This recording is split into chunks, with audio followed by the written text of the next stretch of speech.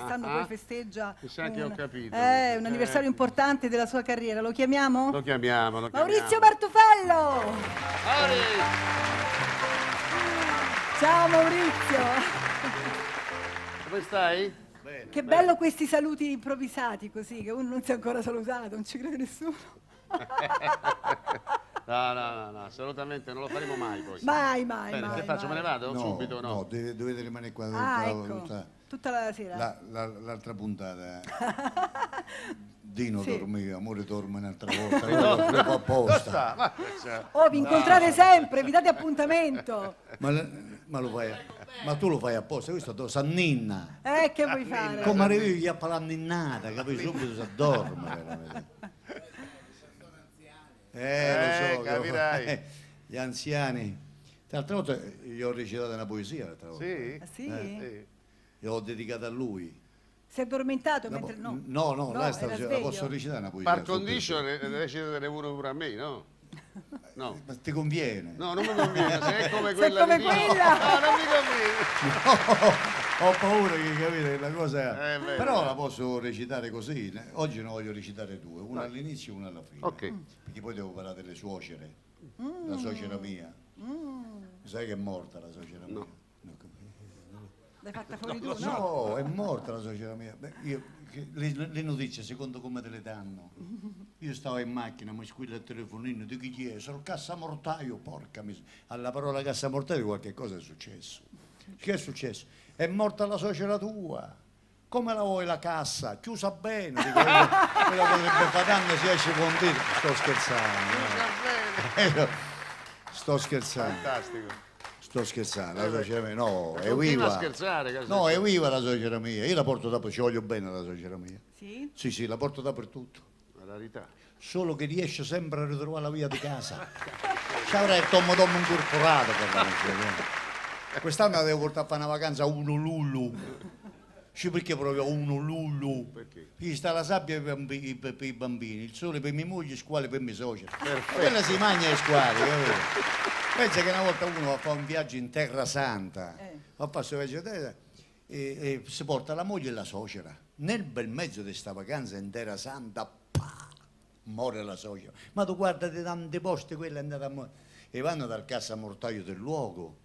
Dice, siamo italiani, è morta la suocera.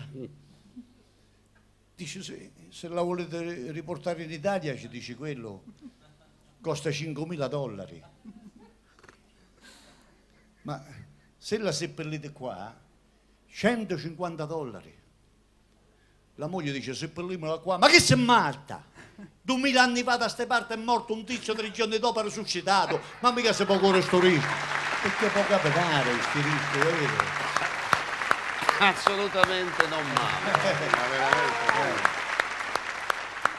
Pensa che io Gianni l'unica casa che mi sono fatta, quando la stavo a costruire mi sono fatto la camera da letto tonda, la cucina tonda, la camera degli ospiti tonda, il garage tonda, è venuta la suocera, mi ha detto c'è un angolo per me? No. Niente, non c'è niente per te. Le suocere, ma le suocere sono belle però le suocere.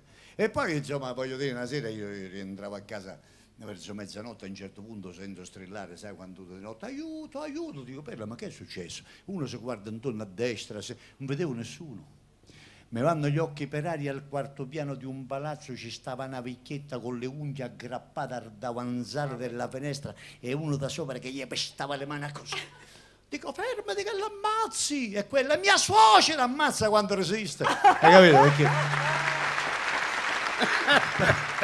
Pensa che una volta uno fa un incidente stradale, tutta una famiglia all'ospedale, però nessuno sapeva quello che era successo all'altro perché stavano nelle stanze separate.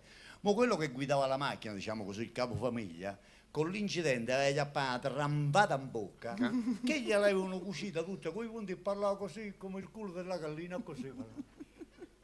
Lo va a trovare qua, così. Lo va a trovare con me e dice, compà, ma sto incidente com'è successo? Zitto, compà. Mannaggia, compà, uno stop, un pullman, mi ha chiappato in pieno, guarda qua, compà. Ma mia moglie come sta? Pensa a guarisci tu, compà. Tua moglie si è fatto male alla clavicola, 40 giorni esce dall'ospedale, meno male, sono contento. E mio figlio, tuo figlio si è fatto male al ginocchio, 10 giorni esce pure lui, meno male, sono contento. E mia suocera, tua suocera purtroppo è morta. Non mi fa ridere che mi si scucino i punti. Queste povere suocere sono No, però- ma è però- così, È così. Però è così. se tu ti metti un po' più vicino, Sì, così, sì. se no, tu Io ti perché metti, in no, genere- no. Cammina sempre come un gambero Sì. all'indietro. Vuoi sapere il perché? Perché il mio lato migliore è questo. Ma tu- Purtroppo ma- sono di qua, guarda, c'è quella camera, vedo che ci inquadra, Guarda, allora io faccio e lei così. sì. A te ti possono guardare pure col grandangolo, amore, che sei bella dappertutto, guarda, non c'è niente Con da un fare. 28, un fisciale. Però le suocere, caro Gianni, Sì. cara Gio, Sì, Giovanna per me, va bene, sono mamme. certo. E io voglio dedicare una poesia a queste mamme. Io volevo dire una Fantastico. cattiveria, però non No, lo dico. voglio dedicare una poesia a tutte le mamme, perché la suocera è mamma comunque, no? Tu sei Un giorno mamma. sarò suocera anch'io, Certo, oddio però, santo. Però io parlo delle mamme e vorrei dedicare una poesia a queste. Facciamo conto che c'è una sala parto e una donna sta per partorire un bambino. Il padre ci può essere e non può essere. In fondo nulla fa sta gran fatica, anzi, gli piace quel leggero stress che poi gli passa in me che non si dica. La madre invece se lo porta dentro per 9 mesi, il seme che gli cresce, quante paure, quanto accoramento, quanto dolore, quando al fine esce. Perciò vi dico, de conservarla sempre dentro al cuore la mamma, signori, brava gente. La mamma è tutto, il resto non è niente. Che Bellissimo. bella. Bellissima. Allora, grazie. Però, Devo dire una cosa, perché magari la Bellissimo. gente è abituata comunque a vederti in televisione in un certo ruolo comico, Vabbè, invece amici. parecchi non lo sanno, perché poi alla fine quando uno lavora in teatro e fa spettacoli diversi da quelli che uno è abituato a vedere in Sì, televisione, sì, non però- sa, ma lui è un attore drammatico di quelli Fantastico. veri, e No, bisogna andarlo a vedere. Però Quando adesso vedete il vo- manifesto che sta in qualche teatro, Grazie. osate, andate a vedere cose diverse da quelle grazie che Gio, conoscete. troppo buona. No, la Però verità. adesso volevo recitare una poesia. Sei bello e ti tirano le pietre. Che è? No, è bellissimo. Sei brutto e ti tirano le pietre. Sei cornuto e ti tirano i cerchietti.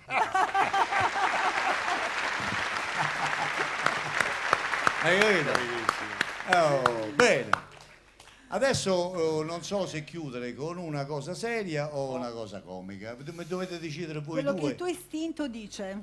che siete i conduttori. Vai con l'istinto, dagli retta. Ok. Che mondo, ragazzi. Roba da matti.